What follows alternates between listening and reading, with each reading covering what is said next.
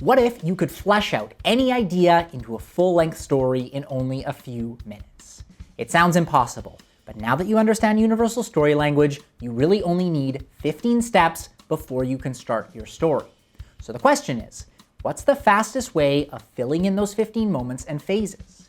Well, it all comes down to 3 core elements. And in this lesson, we're going to cover what they are, how they relate to the other parts of your story, and how to build out from each one to quickly create a finished outline in as little as a few minutes. This video is a lesson from a full free mega course on our website. If you're ready to supercharge your storytelling, click the link in the description and start your journey today. This video is also part of a series, so if you haven't watched the previous videos, there are links down below. So what are these mystical 3 core elements that are at the heart of your story? They're all terms we've already covered, and they each represent one segment of your story. The first one is the goal, which represents the external, the plot, and the journey. The second one is the need, which represents the internal, the theme, and the lesson. And the third one is the antag, which represents the antagonistic forces and obstacles your protag will face. And once you figure out one of these 3, you'll be miles ahead in fleshing out your story. We'll start with how to connect these 3 elements to one another. We know the goal is going to be the premise, or the big idea behind your story. If you have your goal, you can ask 2 questions to get your need and your antag. 1, what lesson will this journey best illuminate? And 2, what are the natural obstacles in trying to achieve this goal? The need is going to be the lesson your protag learns. If you have your need, you can ask 2 questions to get your goal and your antag. 1, what kind of journey will best illuminate this lesson? And 2, what kind of obstacle can only be overcome after learning this lesson? Finally, the antag is the obstacle your hero faces, which to clarify, can also be antagonistic forces as well. If you have your antag, you can ask 2 questions to get your goal and need. 1, what kind of journey best showcases the overcoming of this obstacle? And 2, what lesson must be learned before overcoming this obstacle? So we now have a way to link these 3 elements together. You can picture them at the core of your story, and every other part is connected to at least one of these 3.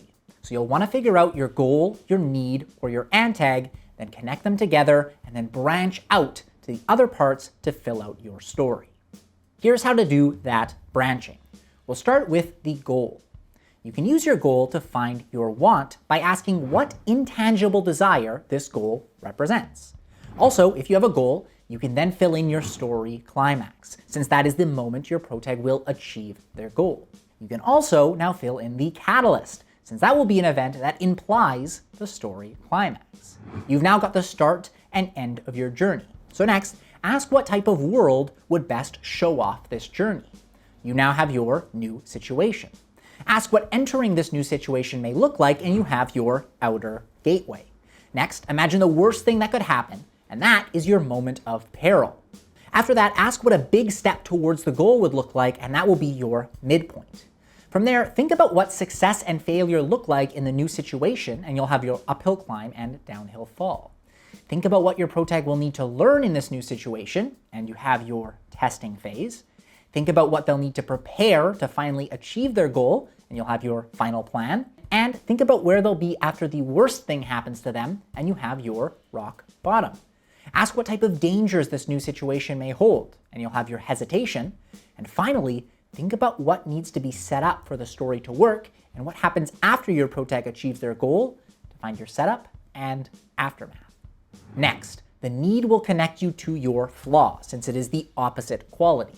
You will also unlock your epiphany, since you know it will be the moment your protag figures out their need. This will also unlock your inner gateway, since that is the moment where the epiphany takes place. Then you can ask what kind of problems your protag will need their need to overcome, and you can use those throughout your downhill fall. Then you can bolster your story climax by ensuring your protag uses their need to achieve their goal. Finally, you can flesh out the setup by sprinkling in your protag's flaw and flesh out the aftermath by reaffirming their need. And lastly, here's how to branch out from the antag. First ask, how to introduce your antag, and you'll find your moment of danger. Next, think of how your antag could cause the worst thing to happen to bolster your moment of peril. Think of ways your antag or antagonistic forces might prevent your protag from achieving the goal, and sprinkle those through the downhill fall and final plan. And finally, ask exactly how your antag stands in the way of your protag achieving their goal, and you'll find the last key to unlocking your story climax. This is obviously a super fast run through of this process. And because your story will be unique, there is no one way to do this. However, this should at least help you understand how to fill in all these boxes and how to flesh out an idea into a story using the concepts we've covered in this course. Everything in your story should be related. And if you can nail the 3 core elements, you will have a strong center that connects everything else together. And now that you know how to build out from the core, we're going to spend the next few lessons talking about how to get your idea back down to that core. That way, no matter where you're starting from, you can quickly uncover the 3 core elements and build out your story in a connected way.